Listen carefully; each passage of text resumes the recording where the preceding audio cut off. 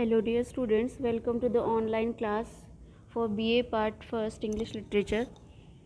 In this video we are going to study a poem on his blindness written by John Milton, who is a famous English poet. John Milton was born on 9 December 1608 and was died on 8th of November 1674. He was an English poet and intellectual who served as a civil servant for the Commonwealth of England under its Council of State and later under Oliver Cromwell. He wrote at a time of religious flux, tumult, and political upheaval, and is best known for his epic poem Paradise Lost. He wrote this poem Paradise Lost in 1667 and it was written in blank verse. Paradise Lost is widely considered to be one of the greatest works of literature ever written. As I have told you that he was born on 9 December 1608 at Bread Street at Cheapside in London, England, and he was died on 8th of November 1674 at the age of 65 in England. His tomb is situated at Cripplegate and his occupation was poet and civil servant. He has a knowledge of the languages English, Latin, Greek, Hebrew, French, Spanish, Italian, Old English and Dutch. And his alma mater was Christ College, Cambridge. His spouses were Mary Powell, Catherine Woodcock and Elizabeth Minshall, and he had 5 children at all.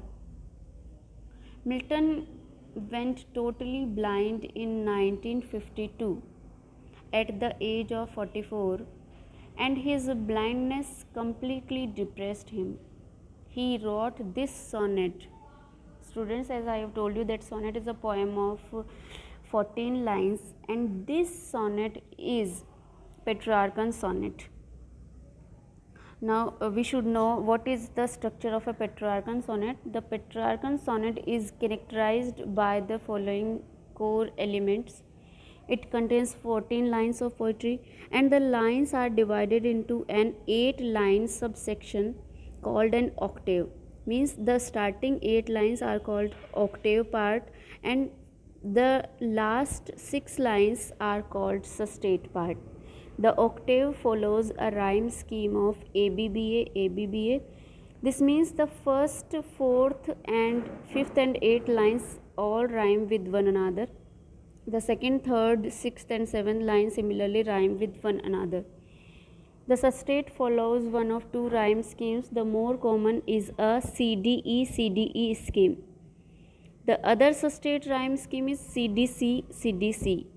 And it is sometimes called the Sicilian sustain, named for the dialect used by Petrarch himself. Students, the Petrarchan sonnet is named after the poet Petrarch, and Petrarch was an Italian priest. He was born on 1604 and was died in 1674. He made this pattern very popular. That's why these type of sonnets are called Petrarchan sonnet. We can name them as Miltonic sonnet also. In the earlier videos we have discussed about Shakespearean sonnet. So Shakespearean sonnet and this Petrarchan sonnet are distinguished by the group of lines. In Shakespearean sonnet we have 3 quatrains and 4 lines each and a concluding couplet, whereas in Petrarchan sonnet we follow the pattern of 8 lines, starting 8 lines that are called octave, and the last 6 lines of the sonnet is called sustain.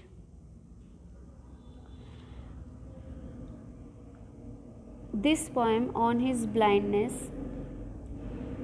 In this poem, the poet wants to show his enormous faith in God. He wrote this sonnet to rejuvenating his faith in God. His enormous faith in God made him able to produce works of rare talent In this sonnet, he admitted his faith in God, made a yearning desire to write something great and dedicate it as a service to God. His admission and faith provided him the power to produce his immortal epics. This is why On His Blindness is so important as a sonnet when one studies about Milton's life. On His Blindness is a Petrarchan sonnet, a lyric poem with 14 lines. When we talk about the theme of this poem, God judges humans on whether they labor for Him to the best of their ability. For example, if one carpenter can make only 2 chairs a day and another carpenter make 5, they both serve God equally well. If the first carpenter makes his 2 chairs and the second makes his 5, if one carpenter becomes severely disabled and cannot make even a single chair, he remains worthy in the sight of God. For as Milton says in the last line of the poem, they also serve who only stand and wait. So, this poem is a landmark of Milton's religious faith.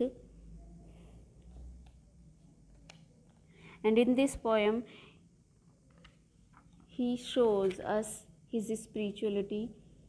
The poem commences with the poet's consideration of the second half of his life, which will be spent in darkness. This poem was written about 1655 while he was still active in the Cromwell region.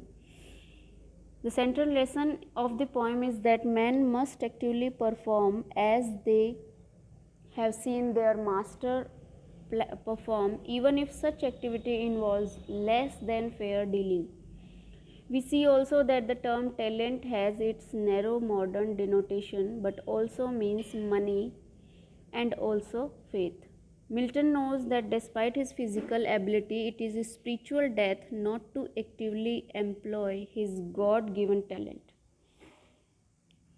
He considered in line 1, but the sustate is a reconsideration, lending a sense of circularity to the poem. So this is all about the introduction of the poet and the poem in this video.